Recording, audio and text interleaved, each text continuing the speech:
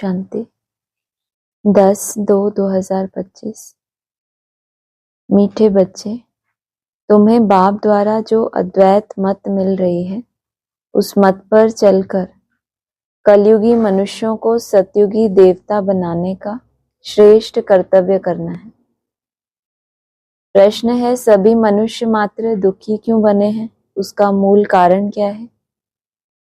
उत्तर, रावण ने सभी को श्रापित कर दिया, इसीलिए सभी दुखी बने हैं। बाप वर्षा देता है, रावण श्राप देता है, यह भी दुनिया नहीं जानती। बाप ने वर्षा दिया तब तो भारतवासी इतने सुखी, स्वर्ग के मालिक बने, पूज्य बने। श्रापित होने से पुजारी बन जाते हैं। बच्चे यहाँ मधुबन में आते हैं बाप दादा के पास। हॉल में जब आते हो देखते हो, पहले बहन भाई बैठते हैं, फिर पीछे देखते हो बाप दादा आया हुआ है, तो बाप की याद आती है। तुम हो प्रजापिता ब्रह्मा के बच्चे, ब्राह्मण और ब्राह्मणियां। वह ब्राह्मण तो ब्रह्मा बाप को जानते ही नहीं। तुम बच्चे जानते हो बाप जब आते हैं तो ब्रह्मा विष्णु शंकर भी जरूर चाहिए। तुम हो प्रजापिता ब्रह्मा के बच्चे, ब्राह्मण और ब्राह्मणियां। वह ब्राह्मण तो किसको नहीं जानते? ब्रह्मा बाप को जानते ही नहीं। तुम बच्चे जानते हो बाप जब आते हैं तो ब्रह्मा विष्णु शंकर भी जरूर चाहिए। कहते ही हैं त्रिमूर्ति शिव भगवानोवाच। अब तीनों द्वारा तो नहीं बोलेंगे ना। मैं आता हूं तो तीन मूर्तियों के साथ ही आता हूं, लेकिन तीनों द्वारा, तीनों एक साथ बोलने लग पड़े तो कैसे प्रत्यक्ष हो? तो बोला तीनों द्वारा तो नहीं बोलेंगे ना। यह बातें अच्छी रीति बुद्धि में धारण करनी है। आदि में पाठ चला तो किसके द्वारा प्रत्यक्ष रूप में बोला? ब्रह्मा के द्वारा। और बाकी मूर्तियां थी या नहीं थी? वो भी थी, लेकिन तीनों द्वारा तो नहीं एक साथ बोलेंगे ना। बेहद के बाप से जरूर स्वर्ग का वर्षा मिलता है, इसीलिए सभी भक्त भगवान से क्या चाहते हैं? जीवन मुक्ति। अभी है जीवन बंध। सभी बाप को याद करते हैं कि आकर इस बंधन से मुक्त करो। अभी तुम बच्चे ही जानते हो कि बाबा आया हुआ है। कल्प कल्प बाप आते हैं, पुकारते भी हैं तुम माता पिता, परंतु इसका अर्थ तो कोई भी नहीं समझते। निराकार बाप के लिए समझ लेते हैं, गाते हैं, परंतु मिलता कुछ भी नहीं। गाते क्या है? कौन सा गीत गाते हैं? क्या सुन रहे हो यहाँ बैठे? क्या सुना? क्या गाते हैं? सबके कान बंद। तुम माता पिता, परंतु इसका अर्थ तो कोई भी नहीं समझते। किसके लिए समझ लेते हैं? निराकार बाप के लिए समझ लेते हैं। गाते हैं परंतु मिलता कुछ भी नहीं है। जो अर्थ नहीं समझते उनको मिलता कुछ भी नहीं है। अभी तुम बच्चों को उनसे वर्षा मिलता है, फिर कल्प बाद मिलेगा। बच्चे जानते हैं बाप आधा कल्प के लिए आकर वर्षा देते हैं और रावण फिर श्राप देते हैं। यह भी दुनिया नहीं जानती कि हम सभी श्रापित हैं। रावण का श्राप लगा हुआ है, इसीलिए सभी दुखी हैं। भारतवासी सुखी थे। कल इन लक्ष्मी नारायण का राज्य भारत में था। देवताओं के आगे माथा टेकते हैं, पूजा करते हैं, परंतु सतयुग कब था यह किसी को पता नहीं। अब देखो, लाखों वर्ष की आयु सिर्फ सतयुग की दिखा दी है, फिर त्रेता की, द्वापर कलयुग की, उस हिसाब से मनुष्य कितने ढेर हो जाएं? सिर्फ सतयुग में ही ढेर मनुष्य हो जाएं। कोई भी मनुष्य की बुद्धि में नहीं बैठता। बाप बैठ समझाते हैं कि देखो, गाया भी जाता है 33 करोड़ देवताएं होते हैं। ऐसे थोड़े ही वह कोई लाखों वर्ष में हो सकते हैं।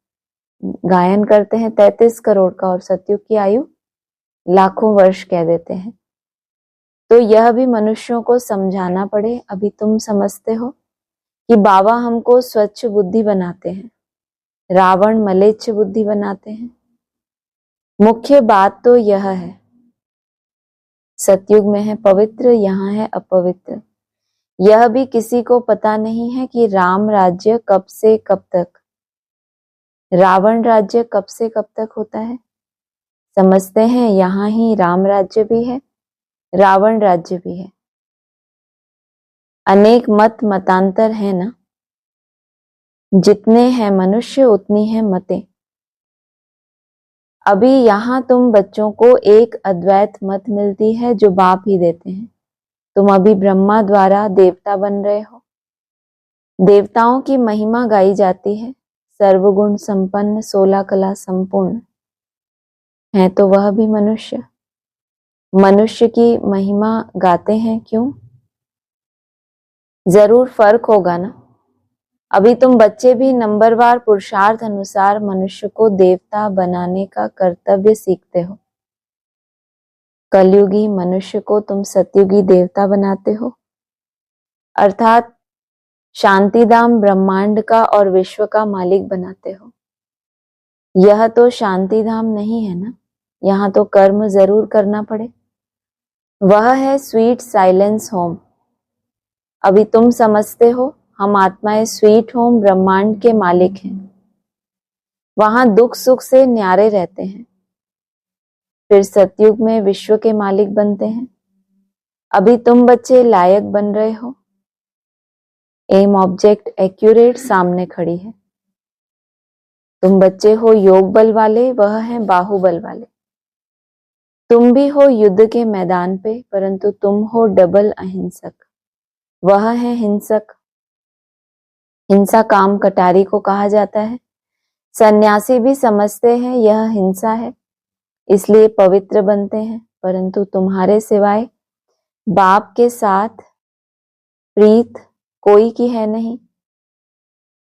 आशिक माशूक की प्रीत होती है ना, वह आशिक माशूक तो एक जन्म के गाए जाते हैं। तुम सभी हो मुझ माशूक के आशिक। भक्ति मार्ग में मुझ एक माशूक को याद करते आए हो।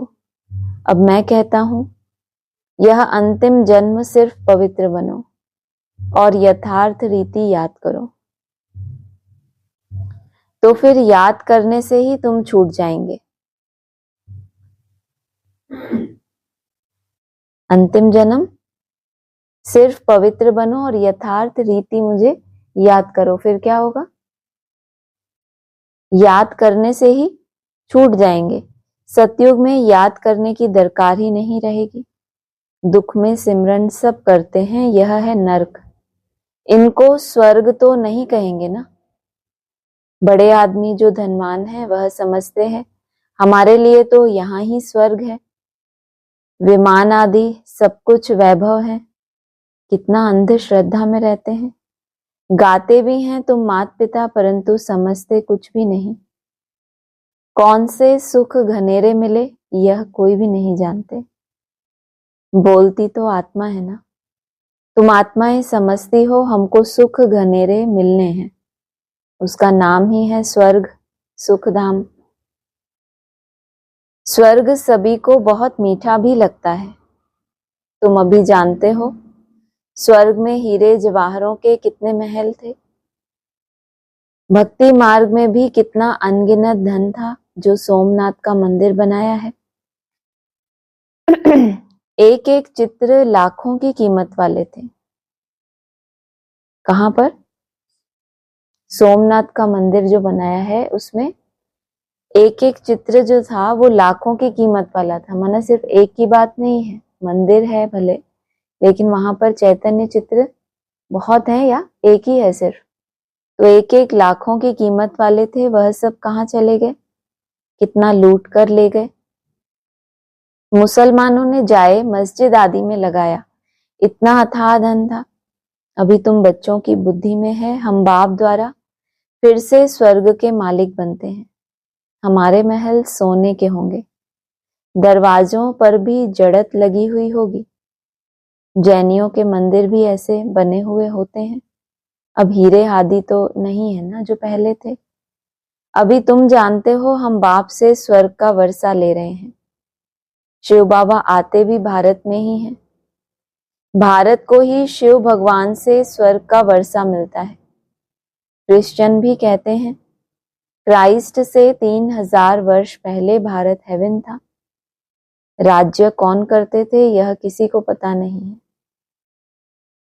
बाकी यह समझते हैं कि भारत बहुत पुराना है, तो यही स्वर्ग था ना। बाप को कहते भी हैं हेवनली गॉड फादर, अर्थात हेवन स्थापन करने वाला फादर। जरूर फादर आए होंगे, तब तुम स्वर्ग के मालिक बने होंगे। हर 5000 वर्ष बाद स्वर्ग के मालिक बनते हो, फिर आधा कल्प के बाद रावण राज्य शुरू होता है। चित्रों में ऐसा क्लियर कर दिखाओ जो लाखों वर्ष की बात बुद्धि से ही निकल जाए। लक्ष्मी नारायण कोई एक नहीं, इन्हों की डिनाइस्टी होगी ना, फिर उन्हों के बच्चे राजा बनते होंगे। राजाएं तो बहुत बनते हैं ना, सारी माला बनी हुई है। माला को ही सिमरन करते हैं ना। जो बाप के मददगार बन बाप की सर्विस करते हैं, उन्हों की माला बनती है। जो पूरा चक्र में आते पूज्य पुजारी बनते हैं, उन्हों का यह यादगार है। और बाबा ने क्या बोला अपने लिए, मैं ना नंबर में आता हूं ना चक्कर में आता हूं, इसीलिए माला तुम्हारी बनती है। पहले माला पर हाथ लगाकर फिर माथा टेकेंगे, पीछे माला को फेरना शुरू करते हैं। तुम भी सारा चक्र लगाते हो, फिर शिव बाबा से वर्षा पाते हो। यह राज तुम ही जानते हो। मनुष्य तो कोई किसके नाम पर कोई किसके नाम पर माला फेरते हैं, जानते कुछ भी नहीं। अभी तुमको माला का सारा ज्ञान है और कोई को यह ज्ञान नहीं। क्रिश्चियन थोड़े ही समझते हैं कि यह माला किसकी फेरते हैं। माला फेरते जरूर हैं, अलग अलग धर्मों में अलग अलग गिनती अलग अलग होती है उनकी। फेरते फेरते नाम किसका जपते हैं? जो भी उनका इष्ट होता है नाम उनका जपते हैं और एक एक मनके को टच करते जाते हैं। माना ये सब मनके क्या है? श्रेष्ठ है। हर एक के अंदर क्या है? हर एक की मन बुद्धि में राम ही बसा हुआ है ना, इसीलिए ये मनके भी उतने ही श्रेष्ठ हैं। यह माला है ही उन्हों की जो बाप के मददगार बन सर्विस करते हैं। इस समय सब पतित हैं। जो पावन थे वह सब यहाँ आते आते अब पतित बने हैं। फिर नंबरवार सब जाएंगे। नंबरवार आते हैं, नंबरवार जाते हैं। कितनी समझने की बातें हैं। यह झाड़ है, कितने टाल टालियां मठपंथ है। अभी यह सारा झाड़ खलास होना है, फिर तुम्हारा फाउंडेशन लगेगा। तुम हो इस झाड़ के फाउंडेशन। पहले सारा झाड़ क्या होगा? हाँ, क्या होगा? लिखने में इतना बिजी ना हो जाओ कि कान ही पूरे बंद हो जाएं, कुछ सुन ही ना पाए। पूरी मुरली नोट करनी होती है।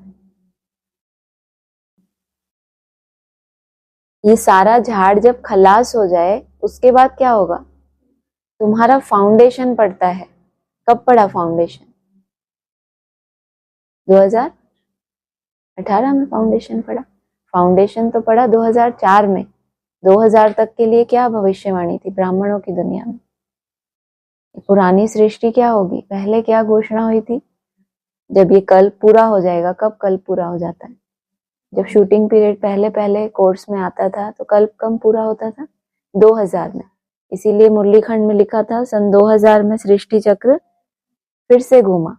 उसके बाद फिर 4 वर्ष क्या हुआ? रूम का वर्ष, तो वही हुआ ना रिपीट। तो अभी अभी हूबहू कैसे रिपीट किया इसको? ये 14 वर्ष का जो शूटिंग पीरियड शुरू हुआ, ये कब से शुरू हुआ? 2005 से। कब पूरा हो गया? 2021 के आसपास। उसके बाद ये जो 3-4 वर्ष हुए तब तक नया कल्प तो नहीं शुरू हुआ ना, तो ये बीच का टाइम कौन सा था? 2001, 2, 3, 4 जो बाबा ने रूंग वर्ष दिए, हूबहू वैसा ही क्या हुआ? रिपीटेशन, तो इसका मतलब पुराना झाड़ क्या हुआ, खलास हो गया ना। खलास होना माना अस्तित्व ना बचना। कोई चीज खलास हो जाती है फिर फल देती है, झाड़ खत्म हो गया तो ऐसा तो नहीं कि बीज ही समाप्त हो गया, बीज तो नहीं समाप्त हो गया, लेकिन अब वो कोई फलीभूत हो जाए, कोई आत्माएं ऐसे फलदायी आत्माएं निकल आए वहां से, ये तो संभव नहीं है। तो जब झाड़ खलास होता है तो तुम्हारा फाउंडेशन लगेगा, तुम हो इस झाड़ के फाउंडेशन। उसमें सूर्यवंशी चंद्रवंशी दोनों है, और पूरे झाड़ में क्या था, अलग अलग टाल टालियां थी। धर्म खंड में थे, फिर उनकी अलग अलग टाल टालियां थी। सतयुग त्रेता में जो राज्य करने वाले थे उन्हों का अभी धर्म ही नहीं है, सिर्फ चित्र हैं।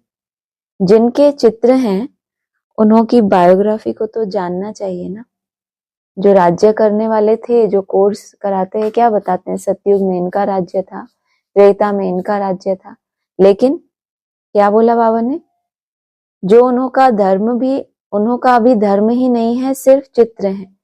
जिनके भी चित्र हैं उन्हों की बायोग्राफी को तो जानना चाहिए ना। चाहे भक्ति मार्ग में चित्र हैं, चाहे ज्ञान मार्ग में जिन चित्रों का परिचय देते हैं, जिनके ऊपर इतनी समझानी देते हैं, कह देते हैं फलानी चीज लाखों वर्ष पुरानी है, अब वास्तव में पुराने ते पुराना है आदि सनातन देवी देवता धर्म। उनके आगे तो कोई चीज हो नहीं सकती, बाकी सब 2500 वर्ष की पुरानी चीजें होंगी, नीचे से खोद कर निकालते हैं ना। भक्ति मार्ग में जो पूजा करते हैं वह पुराने चित्र निकालते हैं, क्योंकि अर्थ क्वेक में सब मंदिर आदि गिर पड़ते हैं, फिर नए बनते हैं। हीरे सोने आदि की खानियां जो अभी खाली हो गई हैं वह फिर वहां भरतू हो जाएंगी। यह सब बातें अभी तुम्हारी बुद्धि में है। बाप ने वर्ल्ड की हिस्ट्री ज्योग्राफी समझाई है। सतयुग में कितने थोड़े मनुष्य होते हैं, फिर वृद्धि को पाते हैं। आत्माएं सब परमधाम से आती रहती हैं।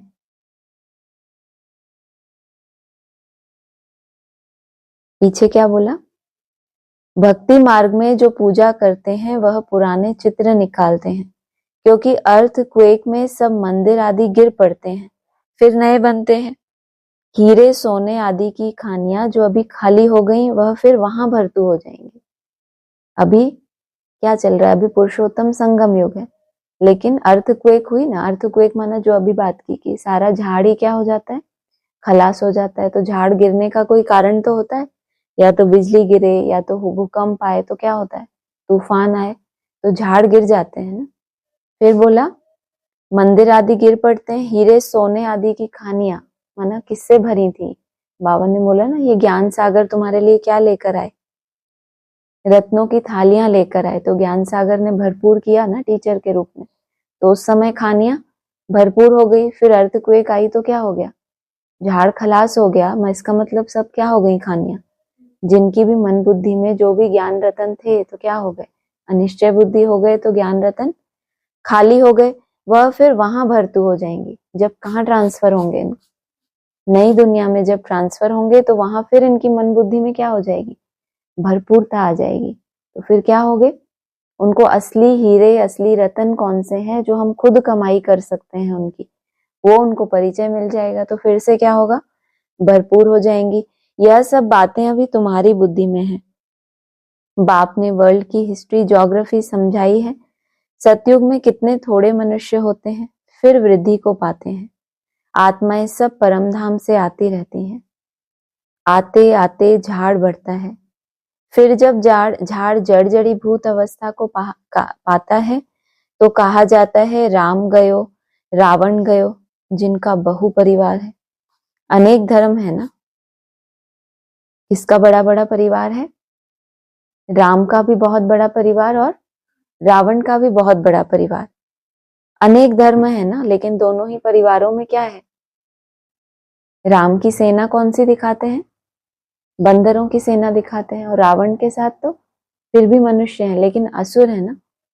तो फिर क्या कहा, अनेक धर्म है ना, कहाँ पे, राम गयो रावण गयो, जिनका क्या है, बहुत बड़ा परिवार है। हमारा परिवार कितना छोटा है, यह सिर्फ ब्राह्मणों का ही परिवार है। वह कितने अनेक धर्म है, जनसंख्या बतलाते हैं ना, वह सब है रावण संप्रदाय। यह जब सब जाएंगे बाकी थोड़े ही रहेंगे। रावण संप्रदाय फिर स्वर्ग में नहीं आएंगे, सब मुक्ति धाम में ही रहेंगे। बाकी तुम जो पढ़ते हो वह नंबरवार आएंगे स्वर्ग में। राम सावण संप्रदाय तो नहीं आएंगे, लेकिन जो राम बोला ना तुमको, राम की जेल से भी क्या करते हैं, छुड़ाए देते हैं, तो वहां के तो आएंगे ना स्वर्ग में। अभी तुम बच्चों ने समझा है कैसे वह निराकारी झाड़ है और यह मनुष्य सृष्टि का झाड़ है। यह तुम्हारी बुद्धि में है, वरना वहां भी झाड़ दिखाया है, वहां पर भी आत्माएं हैं जो नंबरवार ट्रांसफर होती है। यहाँ भी क्या है, यहाँ मनुष्य सृष्टि का झाड़ है। जो मनन चिंतन करने वाले हैं उस आधार से अपनी अपनी स्टेज बनाई हुई है, अपनी अपनी पोजीशन ली हुई है ना ब्राह्मणों ने। इनका ज्यादा मनन चिंतन, ये ज्ञान में ज्यादा तीखे, किसी के ज्यादा फॉलोअर्स किसी के कम, तो मनुष्यों की सृष्टि हो गई उस हिसाब से क्या है। और वो कौन सा झाड़ है, निराकारी स्टेज में जो जितना ऊंचा गया वो शिव बाप के उतने नजदीक दिखाया गया। तो यहाँ भी झाड़ है और वहां भी झाड़ दिखाया है। यह तुम्हारी बुद्धि में है। पढ़ाई पर ध्यान नहीं देंगे तो इम्तिहान में नापास हो जाएंगे। पढ़ाई पर अगर ध्यान नहीं दिया, समझ नहीं आती है, नहीं इतनी गहरी बातें समझ नहीं आती, लेकिन आपका क्या होना चाहिए,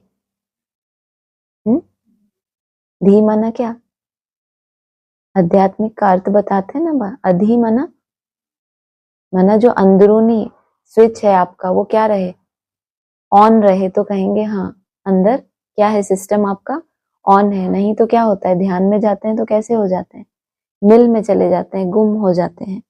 इसको बाबा ध्यान कह रहे हैं। भक्ति मार्ग में ध्यान किसको कहते हैं, आप तो कहते हो आपके लिए ध्यान क्या है, हाँ अटेंशन और मनन, माना किसी एक पॉइंट पे एकाग्र होना, एक ही तरह का मनन चलना। और जब हम पढ़ाई पढ़ रहे हैं तो सारा ध्यान कहाँ होना, पढ़ाई पर होना, उस समय और कहीं नहीं इधर उधर बुद्धि भागे, तो कहेंगे अधि ऑन, माना यहीं पे है, जो अंदरूनी हमारा सिस्टम है वो कैसा है, ऑन है। पढ़ते और पढ़ाते रहेंगे तो खुशी भी रहेगी, अगर विकार में गिरा तो बाकी यह सब भूल जाएगा। आत्मा जब पवित्र सोना हो तब उसमें धारणा अच्छी हो।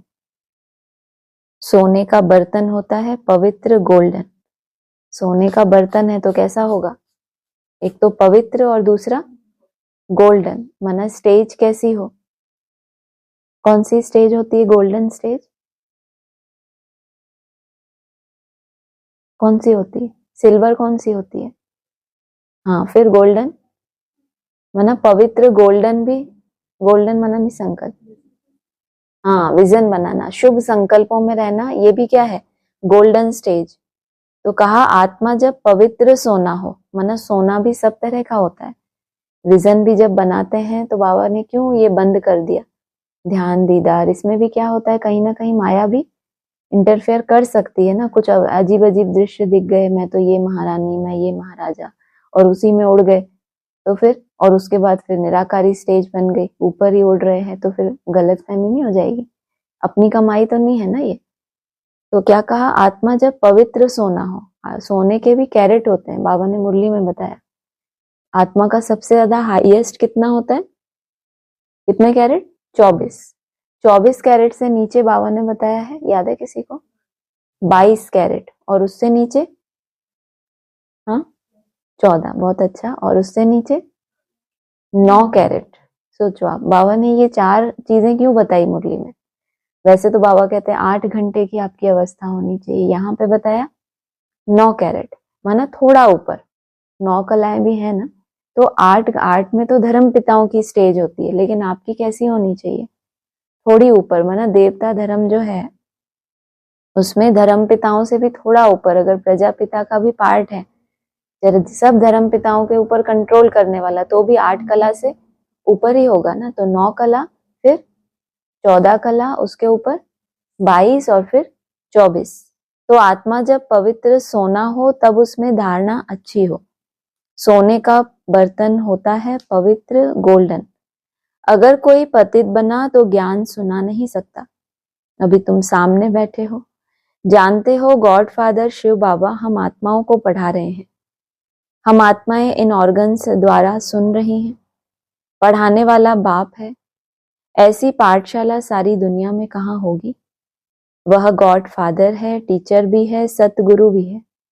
सबको वापस ले जाएंगे। अभी तुम बाप के सम्मुख बैठे हो। सम्मुख मुरली सुनने में कितना फर्क है। जैसे यह टेप मशीन निकली है, सबके पास एक दिन आ जाएगी। बच्चों के सुख के लिए बाप ऐसी चीजें बनवाते हैं। कोई बड़ी बात नहीं है। यह सांवल शाह है ना, पहले गोरा था, अभी सांवरा बना है। तब तो श्याम सुंदर कहते हैं। तुम जानते हो हम सुंदर थे, अब श्याम बने हैं, फिर सुंदर बनेंगे। सिर्फ एक क्यों बनेगा। एक को सर्प ने डसा क्या। सर्प तो माया को कहा जाता है ना। विकार में जाने से सांवरा बन जाते हैं। कितनी समझने की बातें हैं।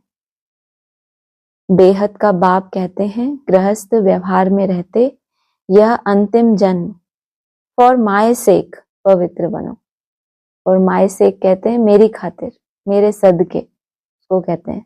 कोई कहते हैं ना मेरी खातिर ऐसा कर दो, तो बाबा ने बोला फॉर माय सेक, इंग्लिश में उसको कहते हैं फॉर माय सेक पवित्र बनो। बच्चों से यह भीख मांगते हैं। सोचो आप, कौन भीख मांगते हैं। तेरे द्वार खड़ा भगवान, क्या भीख मांगी। और माय सेक पवित्र बनो, बच्चों से यह भीख मांगते हैं कमल फूल समान पवित्र बनो। और पवित्र भी कैसा, पवित्र गोल्डन। और मुझे याद करो तो यह जन्म भी पवित्र बनेंगे। और याद में रहने से पास्ट के विकर्म भी विनाश होंगे। यह है योग अग्नि, जिससे जन्म जन्मांतर के पाप दग्ध होते हैं। सतो प्रधान से सतो रजो तमो में आते हैं तो कला कम हो जाती है, खाद पड़ती जाती है। अब बाप कहते हैं सिर्फ मामेकम याद करो, बाकी पानी की नदियों में स्नान करने से थोड़े ही पावन बनेंगे। पानी भी तत्व है ना, 5 तत्व कहे जाते हैं। यह नदियां कैसे पतित पावनी हो सकती हैं। नदियां तो सागर से निकलती हैं। पहले तो सागर पतित पावन होना चाहिए ना। अच्छा, मीठे मीठे सिकिलदे बच्चों प्रति माता पिता बाप दादा का याद प्यार गुड मॉर्निंग। रूहानी बाप की रूहानी बच्चों को नमस्ते। रूहानी बच्चों की रूहानी बाप दादा को नमस्ते। धारणा के लिए सार है, विजय माला में आने के लिए बाप का मददगार बन सर्विस करनी है। एक माशूक के साथ सच्ची प्रीत रखनी है, एक को ही याद करना है। अपनी एक्यूरेट एम ऑब्जेक्ट को सामने रख पूरा पुरुषार्थ करना है। डबल अहिंसक बन मनुष्य को देवता बनाने का श्रेष्ठ कर्तव्य करते रहना।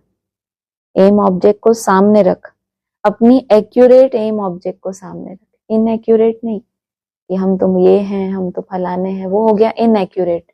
जो एक्यूरेट है उस एम ऑब्जेक्ट को सामने रखकर पूरा पुरुषार्थ करना। डबल अहिंसक बन मनुष्य को देवता बनाने का श्रेष्ठ कर्तव्य करते रहना है। वरदान है विजयीपन के नशे द्वारा सदा हर्षित रहने वाले, सर्व आकर्षणों से मुक्त भव। विजयीपन के नशे द्वारा सदा हर्षित रहने वाले। विजय होती है तो स्वतः ही हर्षितपना आता है ना, लेकिन विजयीपन के नशे द्वारा ऐसा क्यों बोला। सदा हर्षित रहने वाले माना विजय हुई नहीं है, लेकिन अपनी उस विजय को, असफलता में भी उस सफलता को ढूंढ पाना, उसमें भी अपने सुंदर भविष्य को देख पाना।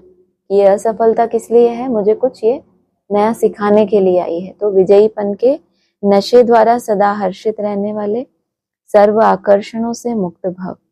विजयी रत्नों का यादगार, बाप के गले का हार आज तक पूजा जाता है।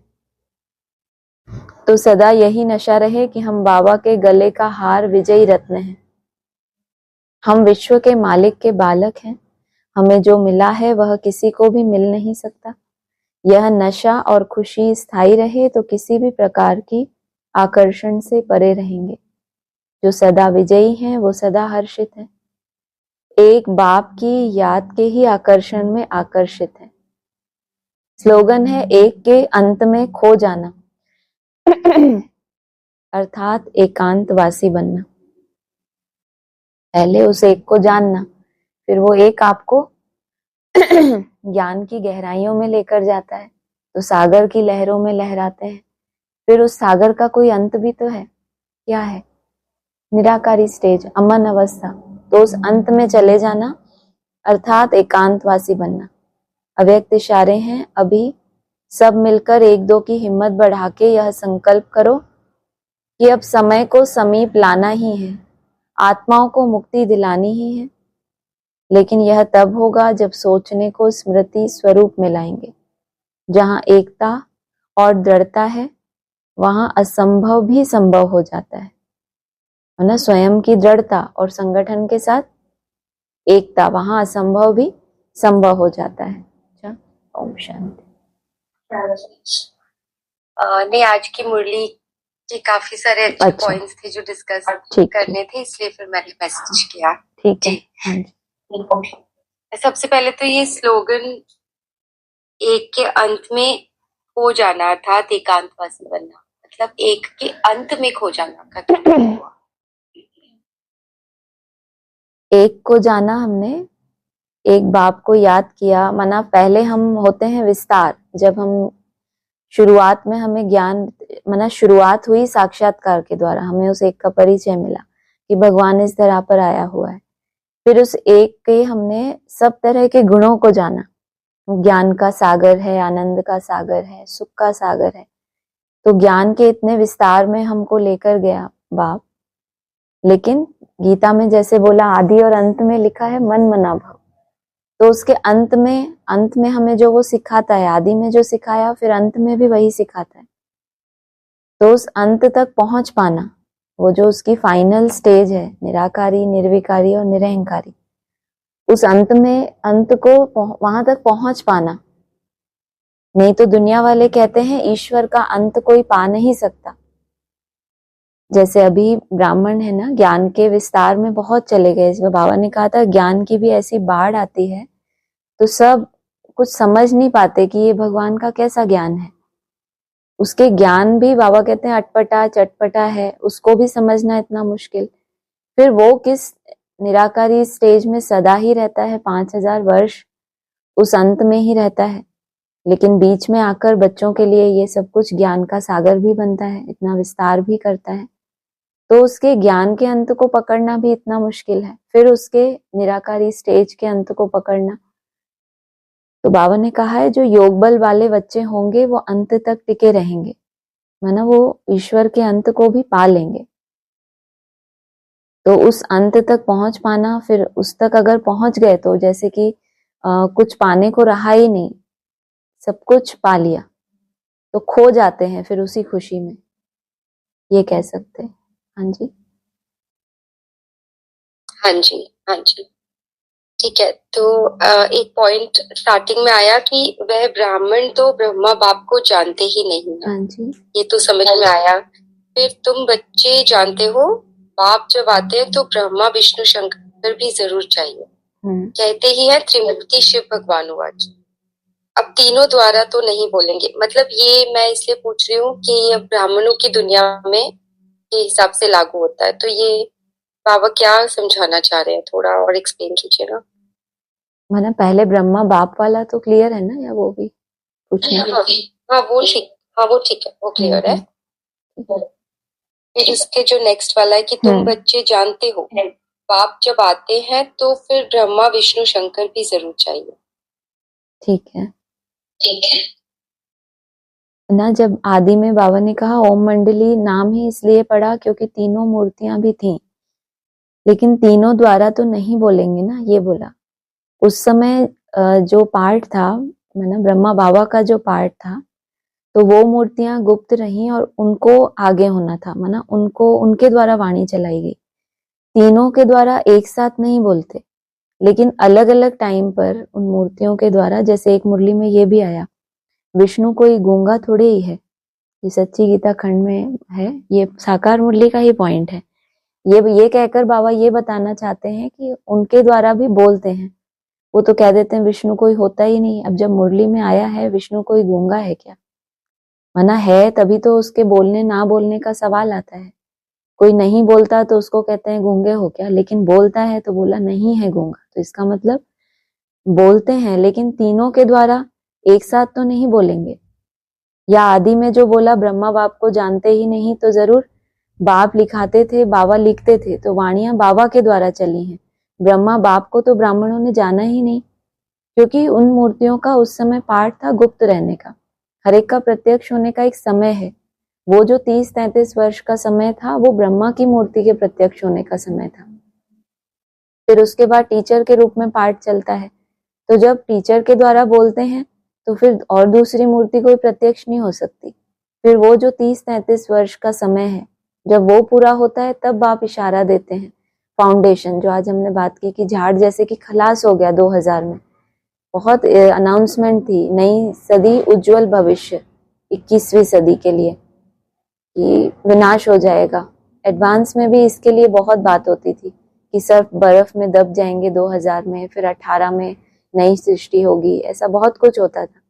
लेकिन जब सब कुछ बेहद में लागू हुआ, तो जैसे कि वो सृष्टि खलास हो गई। वो जो ज्ञान जिस रूप में ब्राह्मणों ने समझा था हद में, उस तरह से नहीं हुआ। तो फिर जब पुरानी सृष्टि खलास हुई, तो फिर नई सृष्टि का फाउंडेशन डालना था। उसमें भी आना जाना करने वाली दो आत्माएं, तो वो विष्णु स्वरूप हो गई, दोनों आत्माएं कंबाइंड स्वरूप से। तो विष्णु भी होता है, फिर उनके बोलने का भी तो अपना समय है। इसलिए जब बाबा से पूछा गया कि ये शूटिंग पीरियड तो बाबा समाप्त हो गया, अब क्या होगा, तो बाबा ने कहा प्रैक्टिकल में भी तो एक्ट में आएंगे ना। माना कुछ एक्टर्स अभी आने वाले थे। बाप का पार्ट प्रैक्टिकल नहीं है, इसीलिए मुरली में बोला शंकर का जैसे कि कोई पार्ट नहीं है। टीचर का काम है पढ़ाना। फिर ये भी बोला है कि टीचर कोई बैठा थोड़े ही रहेगा। माना अगर एक स्टूडेंट ने भी पूरी पढ़ाई पढ़ ली, तो टीचर ने जैसे कि अपना कर्तव्य कर लिया। अब बैठा थोड़े ही रहेगा कि जब तक सब बच्चे पढ़ के नंबर 1 ना आ जाएं, तब तक वो बैठा रहे। हाँ जी, क्लियर हुआ कुछ इसमें? हाँ जी, हाँ जी, हुआ हुआ। फिर ये कहा कि रावण राज्य कब से कब तक होता है, समझते हैं यहाँ ही राम राज्य भी है, यहाँ ही रावण राज्य भी है। हाँ जी, तो है ना, यहाँ ही राम राज्य रावण राज्य हाँ नहीं? जी, बिल्कुल है। हाँ जी, बिल्कुल है। तो बाबा उनके लिए कह रहे हैं ना कि कुछ समझते नहीं है, किसी को कुछ पता नहीं है, वो उसको ऐसा समझते हैं कि उसको राम आगे राज्य पढ़ो, रावण राज्य। उसको थोड़ा एक लाइन आगे भी पढ़ो। एक लाइन आगे भी पढ़ो। अनेक मत मतांतर है, जितने हैं मनुष्य उतनी है मत। फिर अभी यहाँ तुम बच्चों को एक अद्वैत मत मिलती है, जो बाप ही देते हैं। है ना, आगे ये भी आया था कि तुम कितने थोड़े हो। राम गयो रावण गयो, जिनको बहुत परिवार। ये वाला पॉइंट है क्या उसके आसपास? और वो मुझे देखना पड़ेगा, क्योंकि मैं तो अच्छा, सिर्फ आपने उतना नोट किया। स्क्रीनशॉट। अच्छा, हाँ अच्छा, जी, ठीक है। जी। माना ब्राह्मणों की जो पहले जो दुनिया तैयार हुई, वहां पर रावण राज्य आ गया। जो बाबा ने कहा मम्मा बाबा के जाने के बाद रावण राज्य की शुरुआत हो गई बेसिक में। उसके बाद एडवांस परिवार आता है, तो वहां राम बाप की सत्ता चलती है, राम संप्रदाय है। लेकिन हैं तो इसी दुनिया में मनुष्य ही हैं। वो नई दुनिया में तो ट्रांसफर नहीं हो गए ना। जिसको नई दुनिया को स्वर्ग कहते हैं, गोलोक कहते हैं, वहां बंदर नहीं होते। इसलिए बोला कृष्ण की गौशाला और राम की बंदर सेना। तो उनको ड्यूटी ही मिली है। जो बाबा कहते थे कि शिव के जो रुद्रमाला जो होती है, उसमें सब तरह के मन के होते हैं। विजय माला में जाने के लिए पुरुषार्थ करना होता है। आत्मा तो सभी बनेंगे, चाहे सजाएं खाके, चाहे कर्म भोग के द्वारा, किसी भी विधि से बाप बना ही लेगा। तो रुद्रमाला में तो सभी आ जाएंगे, लेकिन विष्णु माला में आना ये है पुरुषार्थ की बात है। उसमें सब आत्माएं नहीं आती। इसलिए राम और रावण संप्रदाय तो यही होते हैं। लेकिन जो विष्णुवंशी हैं या जो देवता बनने वाले हैं, उनके लिए कहेंगे, जैसे कल बोला था पॉइंट में, पवित्र अपवित्र इकट्ठे रह नहीं सकते। जो याद नहीं करते वो गोया पतित हैं। अब अगर राम की सेना बंदर सेना है, तो याद क्या करेंगे? बंदर में तो कितनी चंचलता होती है। और गौ लोग बताया है, उसको स्वर्ग बताया, वहां भी गौएं हैं, वो भी जानवर है, लेकिन गौ के स्वभाव में और बंदर के स्वभाव में बहुत अंतर है। इसलिए बाबा ने कहा जो याद नहीं करते गोया पतित हैं। इस हिसाब से राम संप्रदाय और रावण संप्रदाय वो यहीं पे है, मनुष्य सृष्टि पे। हाँ जी। नहीं, वही मैं कह रही हूँ, ये आपने अच्छा एक्सप्लेन किया, वो समझ में आया। लेकिन बाबा का ये कहना है कि राम राज्य अलग है और रावण राज्य अलग है, मतलब यहाँ ये लोग समझते हैं कि यहीं पर है, ये वाली। वहां यहाँ तो ये वो समझते हैं कि राम राज्य और रावण राज्य यहीं पर है। हाँ जी। वरना जैसे मान लो बेसिक ब्राह्मण है, उनको उनको आप पूछो तो वो क्या कहेंगे कि रावण राज्य तो है कोई, लेकिन राम राज्य की शुरुआत वो ये मानते हैं क्या कि कोई अलग से ऐसा संगठन होगा? वो क्या मानते हैं कि यही जो बेसिक परिवार है, इन्हीं में से कोई आत्माएं संपन्न बन जाएंगी, कोई आत्माओं आगे चल के ऐसी कर्मातीत हो जाएंगी, उनके साक्षात्कार होंगे? ये तो नहीं मानते ना कि 8 की माला कहीं अलग तैयार होगी या ऐसा कुछ अलग से होगा।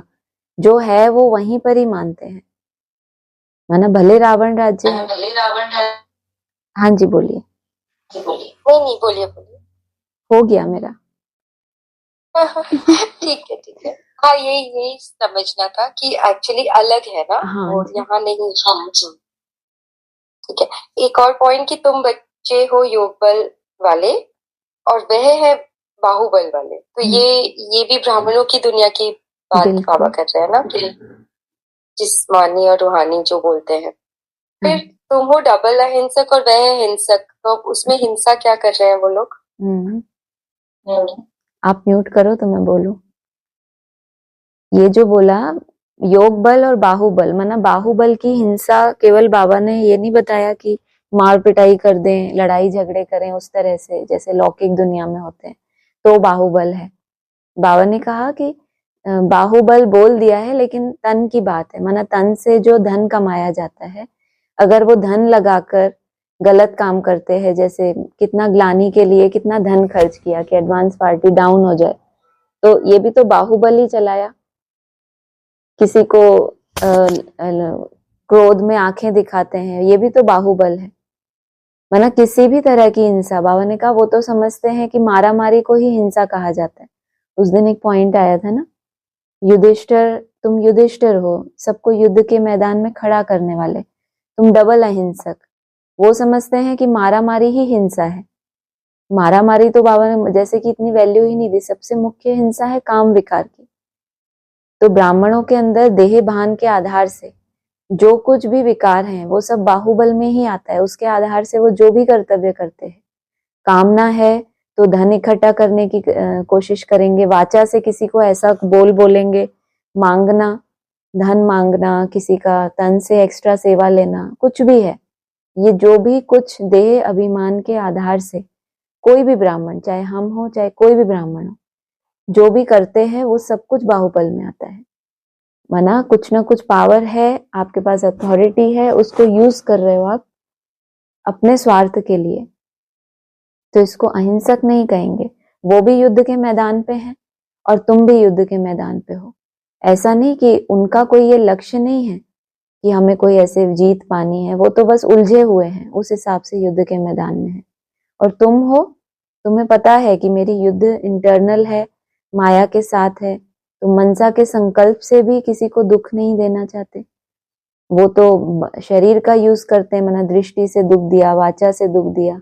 तुम तो मन के, मना मन बुद्धि से भी किसी को दुख नहीं देना चाहते, तो तुम डबल अहिंसक हो गए। शरीर से तो दूर की बात है कि देहभान में आके दुख दे, तुम मन बुद्धि के संकल्प से भी किसी को दुख नहीं देना चाहते, तो डबल हो गया ये। हाँ जी। हाँ जी, ठीक है, बहुत अच्छा। एक सोमनाथ का मंदिर का बताया बाबा ने कि एक एक चित्र लाखों की कीमत वाले थे। हाँ जी। जी, तो वहां पे तो शिवलिंग का ही बात ज्यादातर आती है और फिर उसमें हीरा, तो फिर बाकी चित्र, पूरा मंदिर ही कैसे बना हुआ है, वो तो जड़ मंदिर की बात है, यादगार, लेकिन वो पूरा मंदिर सोने का क्यों बना हुआ है?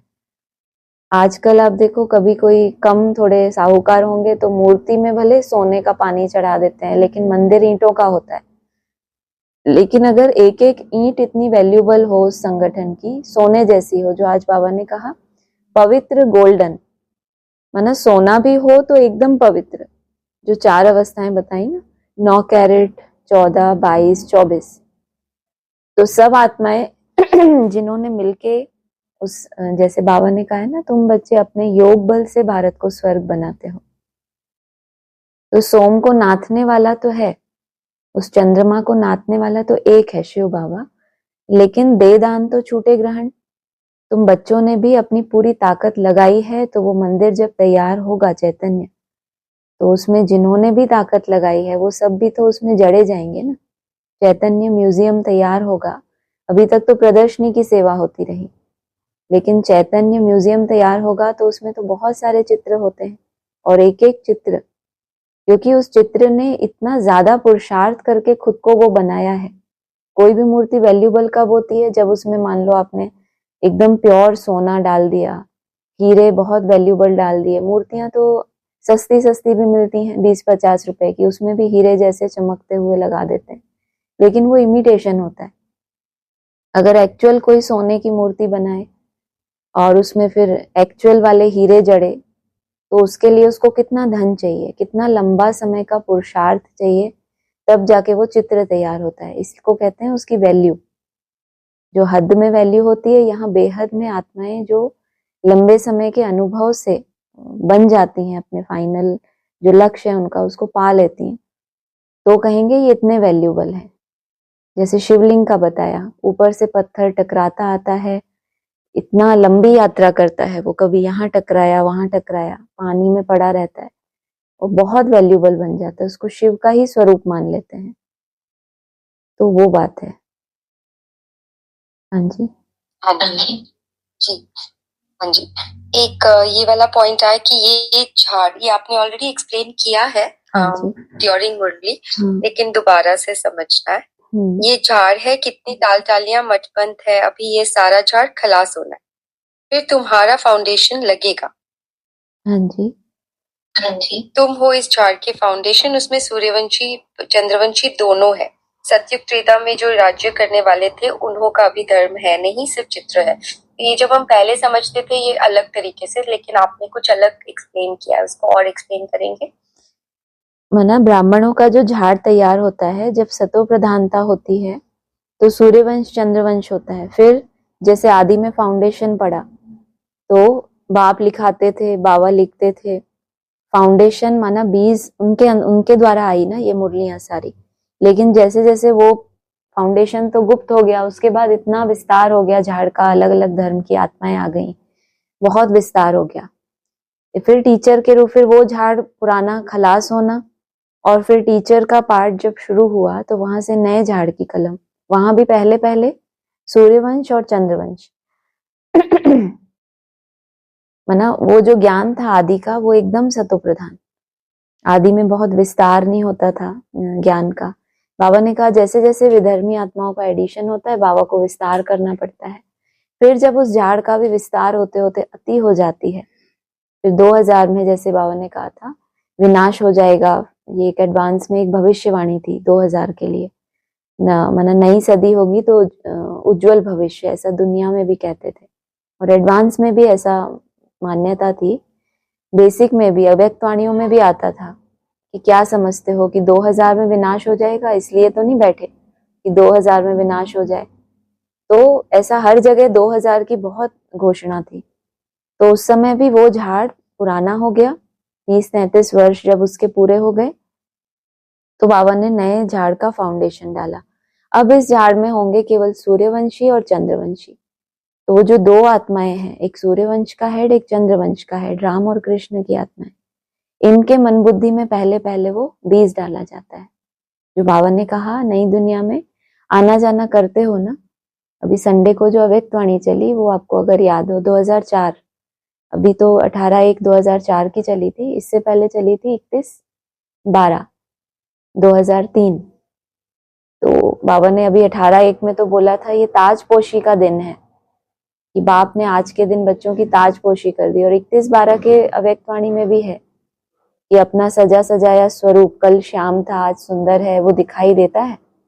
तो यही अव्यक्त वाणी सन्मुख में अगर चलाई गई हो, किसी आत्मा की पर्सनल बुद्धि में ये फीडिंग की गई हो उस आत्मा का अपने पार्ट के बारे में, भविष्य के बारे में, इसी डेट को, तो कहेंगे ना कि बाप सन्मुख जन्म देते हैं बच्चों को। तो ये डेट भी वही है 31/12/2003, जो बाबा ने उसमें बोला भी कि कल शाम था,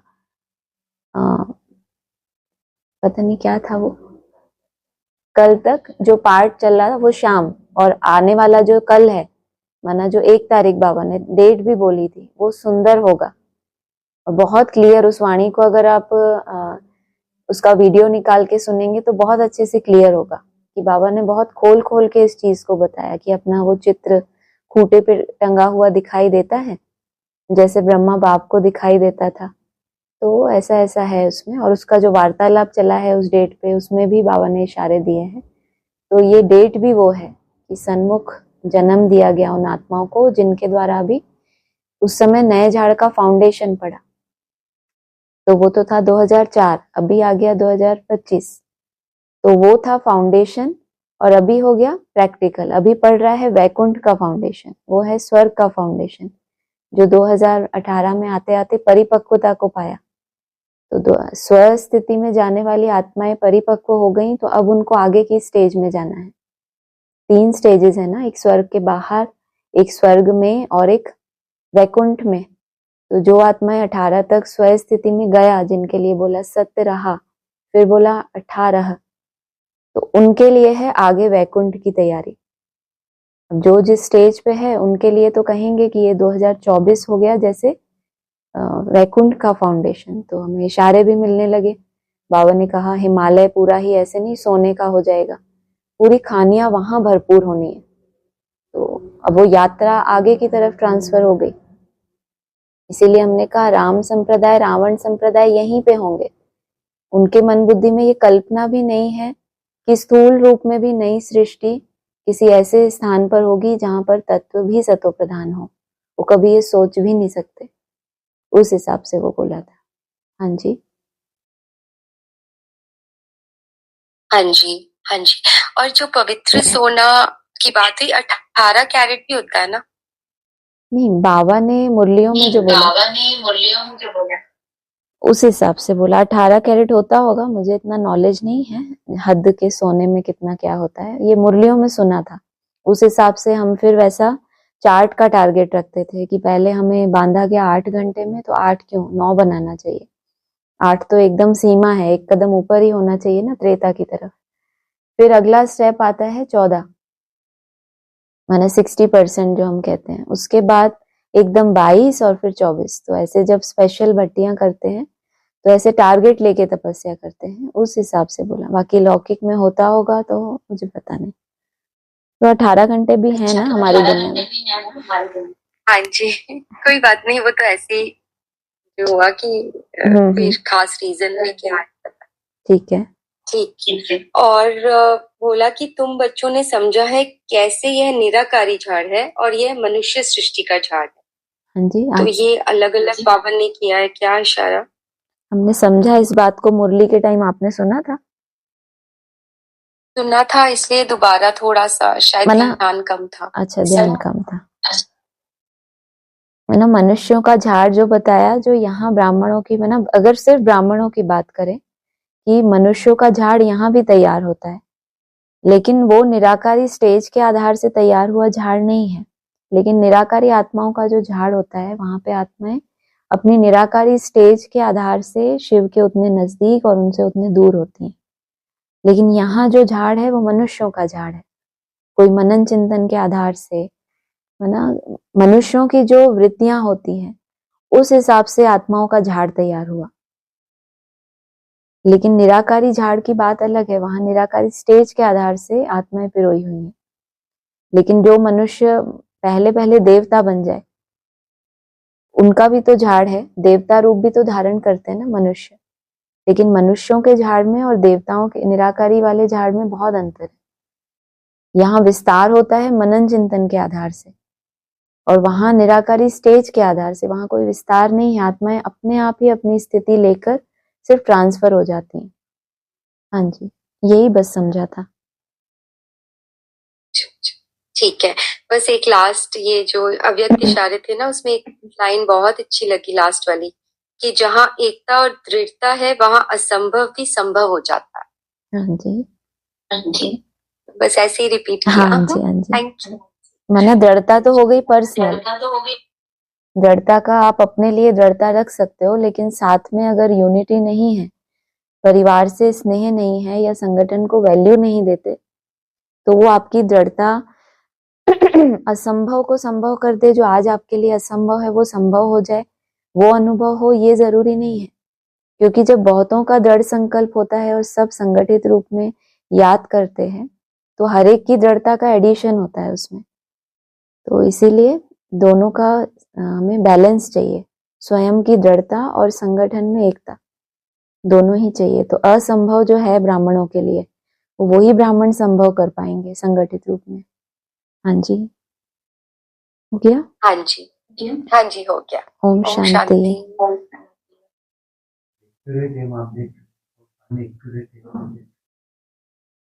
एक्यूरेट माना कहे कि जो हमारा अभी भविष्य का जो लक्ष्य है, माना हम सिर्फ यही कहते रहे कि हम बाप समान बनेंगे, एक्यूरेट तो है, लेकिन अभी जो आपकी अवस्था है उससे आगे आपको बढ़ना है, तो क्या लक्ष्य होना चाहिए उससे आगे बढ़ने के लिए? वो सबका एक जैसा नहीं हो सकता। सबका हम नारायण बनेंगे, वैसा अभी सोचेंगे तो बहुत दूर की बात लगेगी। ऐसा कोई लक्ष्य रखना जो अभी मेरी ये कमजोरी है, अगले मास तक मेरे ये यहाँ तक मुझे पहुंचना है, इस कमजोरी। हाँ, अपनी इम्प्रूवमेंट के लिए जो छोटे छोटे लक्ष्य रखते हैं वो आपको आपकी फाइनल स्टेज तक पहुंचाता है। ऐसा है।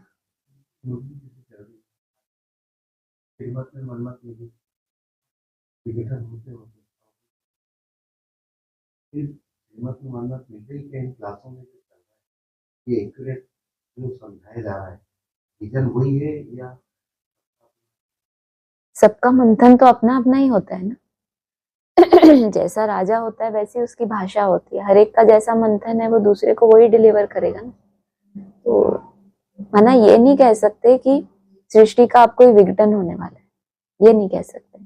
जिनको रुकना है वो रुक जाएंगे, क्योंकि ये यात्रा अब धीरे धीरे सख्त होती जाएगी ना। बाबा ने कहा है नियम कानून आगे चल के और सख्त होते जाएंगे। अभी यहाँ बोल बोल की बात ही नहीं रह जाएगी। ये मुरलियां, क्लासेस, ये थोड़े टाइम का ही खेल है, बहुत समय नहीं चलने वाला, कभी भी खत्म हो जाएगा। सिर्फ आपकी जो याद की यात्रा है उस आधार से ही अब होना है। अभी ये जो झाड़ है ये वो नहीं बनने वाला जो मनन चिंतन से बन जाए। किसी का कोई मनन चिंतन, किसी का कोई भगवान, किसी का कोई, वो सब बातें खत्म हो गई।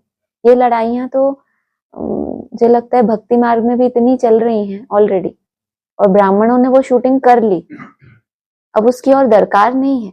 अब सबको देह से ही ऊपर उठ के उस एक में समा जाना है। अब समाने की बात है। अब सिद्ध तो हमने बहुत कर लिया कि ये भगवान है, ब्रह्मा कुमारी आज तक सिद्ध कर रही है। अब दुनिया ये देखना चाहती है कि अगर आपको भगवान मिला है तो आप बने क्या। अगर आप नहीं बने तो इसका मतलब आपको नहीं मिला। अगर डॉक्टर अच्छा है, आप सबको बता रहे हो डॉक्टर अच्छा है, और आप बीमार हो, तो कौन आपकी बात सुनेगा। इसलिए अब बोल बोल का रोल ही खत्म हो जाएगा। सिर्फ ये एक जो हमारी प्रैक्टिस है जिसमें धीरे धीरे हमें अव्यक्त स्थिति से भी ऊपर उठाया जा रहा है। जरूर हमने कुछ अच्छी पढ़ाई पढ़ी है जो अब हम उस योग्य बन रहे हैं। तो अभी अगर कोई मनमत मिक्स भी हो रही है या कुछ ऐसा हो भी रहा है, उससे कोई फर्क नहीं पड़ने वाला।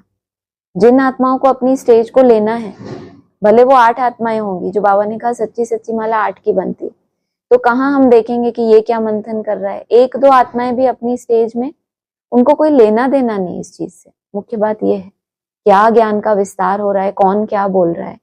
इसलिए सुनी सुनाई बातों से तो ऑलरेडी बहुत हम बह चुके, लेकिन ये ध्यान रखना है जिसकी जैसी अवस्था है वो आपको वैसा ही समझाएगा। अगर उसकी एकाग्रता नहीं है तो वो जो आपको समझा रहा है वो जरूरी नहीं है कि वो यथार्थ है। इसलिए भाई साहब क्लास में कहते हैं ना कि एकाग्रता से ही सर्टिफिकेट मिलेगा कि आप जो समझा रहे हो, आपका जो मंथन है वो कितना सही है।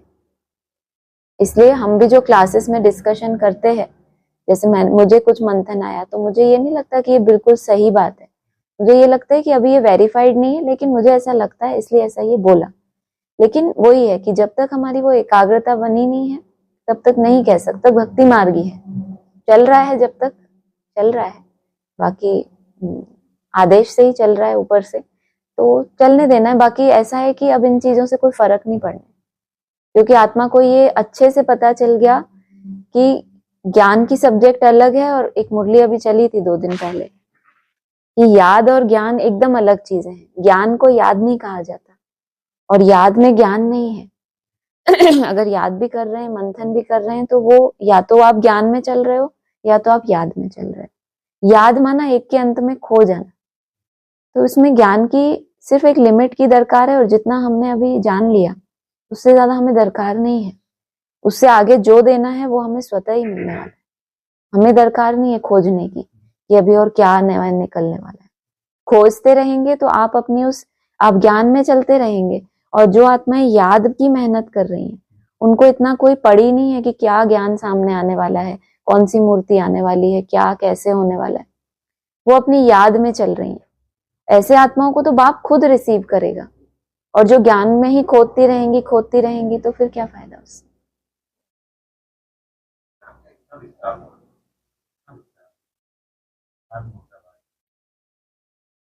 अंत में आकर के उसका रिजल्ट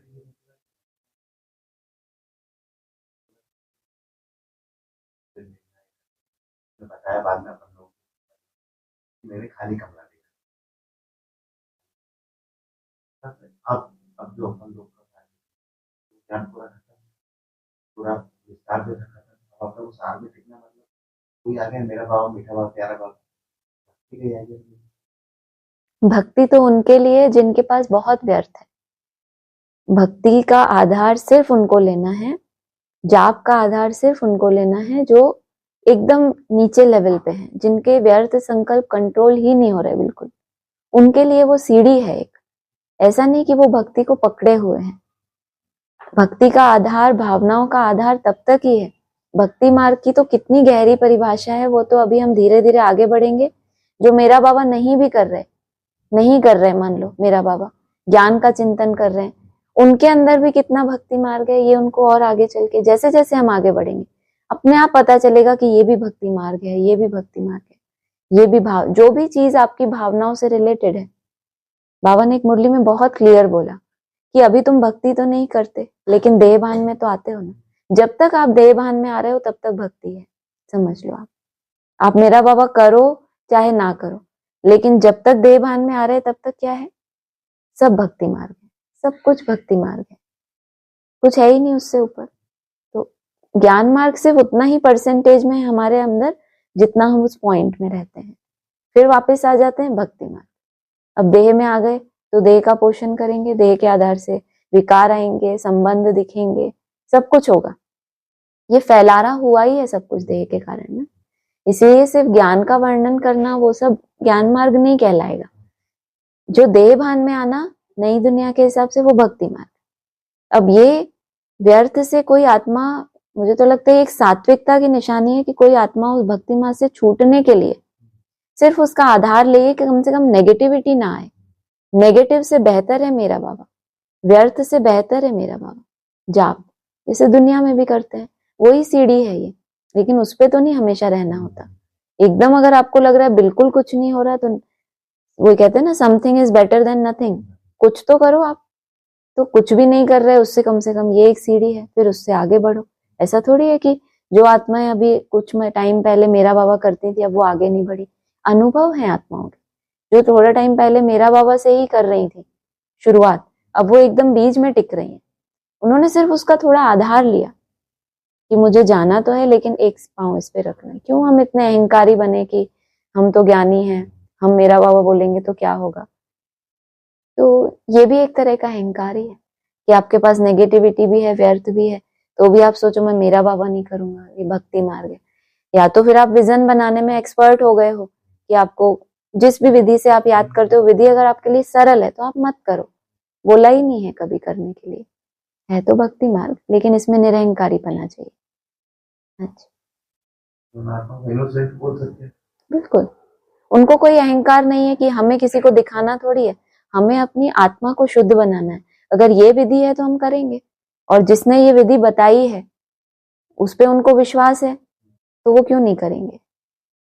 बोले सो निहाल है ना, जो बोला उसको वैसे का वैसा फॉलो कर रहे हैं, देख रहे हैं हमारी मन बुद्धि उतनी अभी सक्षम नहीं है तो वो करेंगे, और उससे उनको रिजल्ट भी मिलेगी। ज्यादा बुद्धि चलाने से, ज्यादा बुद्धि चलाएंगे और मेरा बाबा भी करेंगे तो उनको रिजल्ट लेट मिलेगी, क्योंकि बुद्धि चलाई ना, एज इट इज तो नहीं फॉलो किया। तो ये सब चीजें भी काम आती है, इनोसेंस जो है। अगर अपनी बात करूं, कोई लक्ष्य मतलब अपना कोई बड़ा है, आदर्श है, तो एक भी हो सकता है, दो भी हो सकता है, अपना उनके अलावा बुद्धि कहीं जाती है, ज्ञान इतना कभी आ जाता है, कभी नहीं आता, लेकिन लक्ष्य तो दिखता है उन लोगों को, जैसा बनना है वो अच्छा अच्छा विजन बन जाता है। बहुत अच्छा। लक्ष्य तो नहीं, वो गलत है क्या? नहीं नहीं, बिल्कुल ठीक है। जो भी आत्माएं हमको लगती हैं, बाबा ने कहा है ना, ब्रह्मा बाप को फॉलो करो, अनन्य बच्चों को फॉलो करो। अगर एक से ज्यादा भी हैं तो हर एक आत्मा की विशेषता हो, व्यक्ति विशेष से लगाव ना हो। हाँ, बस उस हिसाब से कि ये आत्माओं को, इनको जो देने वाला दाता है वो कौन है, जो इनको देने वाला है वही मुझे भी देने वाला है। रिगार्ड दाता का होना चाहिए, और लक्ष्य अपने सामने, क्योंकि लक्ष्य तो सामने होना चाहिए, दाता तो गुप्त है, क्योंकि उनको भी तो मिला है ना। तो इस हिसाब से किसी व्यक्ति विशेष से नहीं बनना हो, लेकिन उसकी वो विशेषता मुझे धारण करनी है, ऐसा।